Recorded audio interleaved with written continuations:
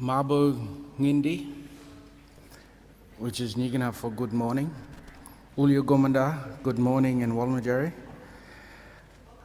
That's two of the languages that I'm connected to. I wanted to tell a little bit of a story about our history and what we're trying to do. A little bit like this place being part of one of the world's oldest universities. Well, our country, our bush, has been our university for thousands of years. Our history and struggle has been about protecting our country and creating a future for us. One of the biggest political organisations the Kimberley Aboriginal people established was the Kimberley Land Council.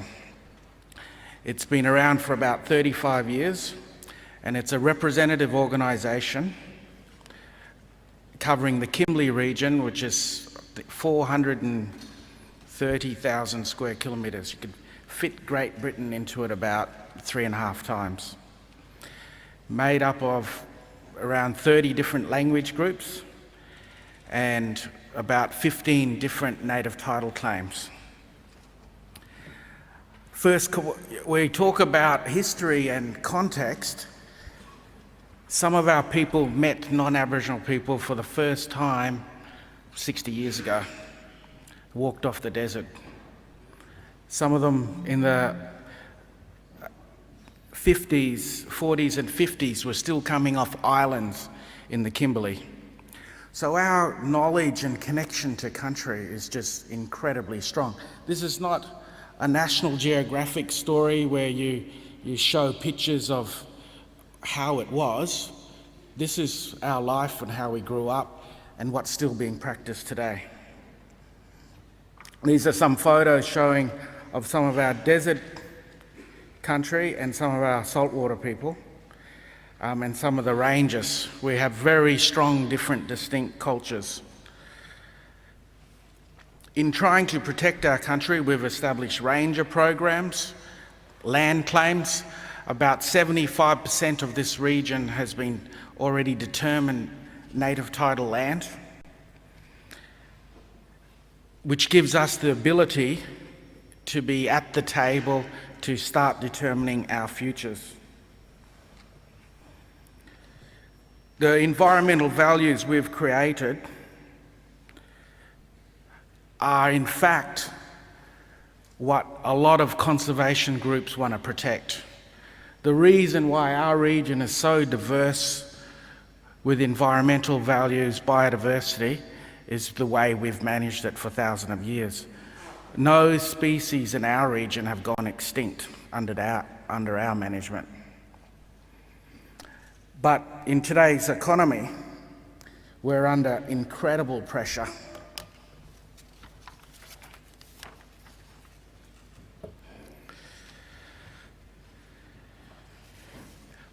See, our belief system comes from our teachings. In the dream time on Narangandi, we believed the world was soft, and our creators travelled across it, creating rivers, sacred places, trees, plants and animals, and giving everybody their relationship, giving people what we say, jaran, their dreaming or their spirit for how they relate to everything. And all this belief system is being practiced. And it's being practiced in country. When we talk about our country, we're talking about the saltwater country, the river country, and the desert and the hills. And we don't talk about it as wilderness, because without people, there is no country. Some of our old mob, I can remember telling me stories about when they came off the desert and they had to get back there. They were worrying for the little animals because there was no one living out on country to dig out the water holes to maintain this supply of water.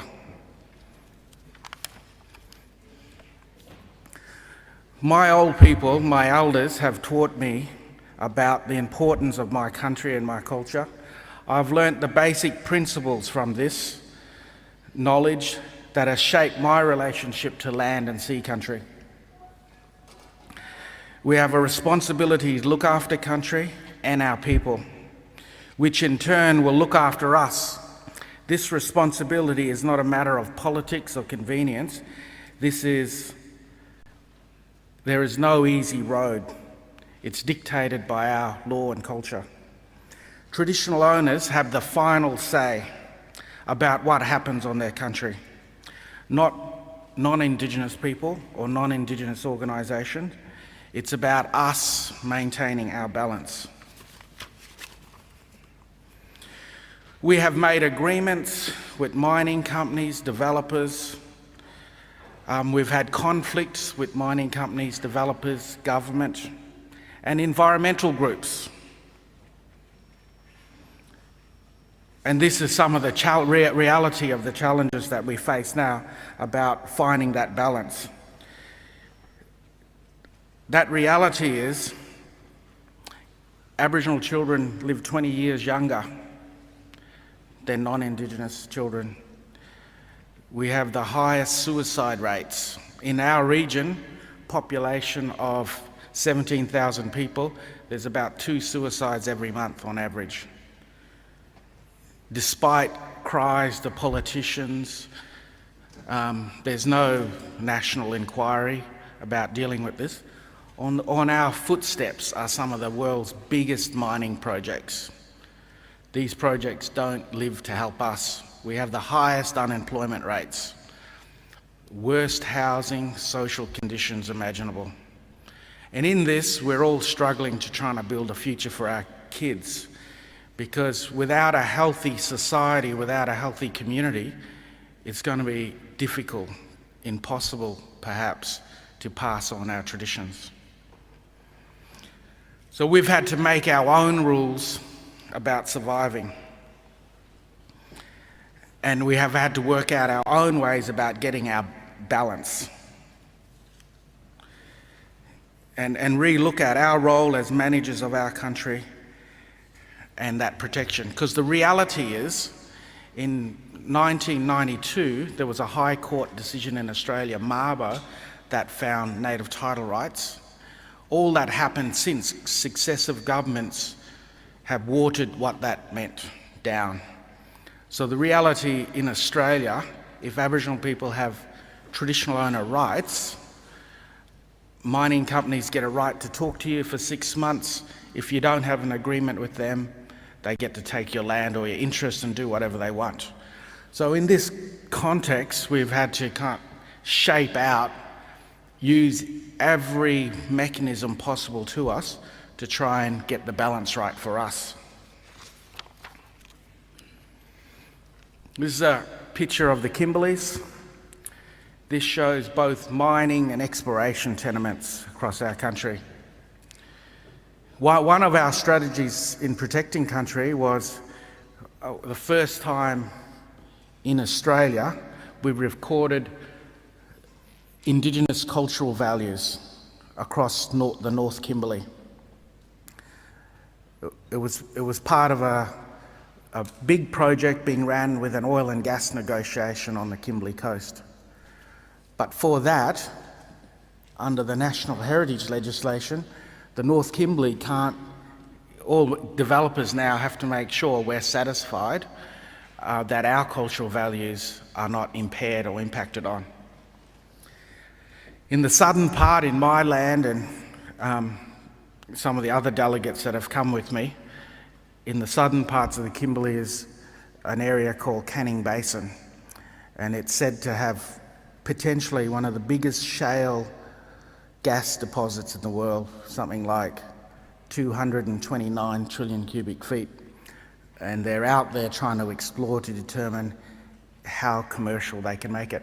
Now, with that kind of wealth, you're talking multi-trillion-dollar basin.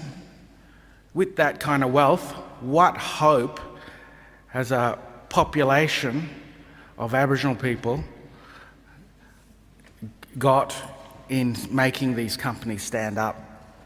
I've seen some of the pressures of this. So in these negotiations, we've gotten things like we've negotiated agreements with companies that have been a private contract where they contract out of some of their rights recognised by law, like Aboriginal heritage, that they make private contracts with us that they can't destroy sites, that they make contracts with us that go beyond the requirements of the Environmental Protection Authority, so they do more work, so we're satisfied what they're doing.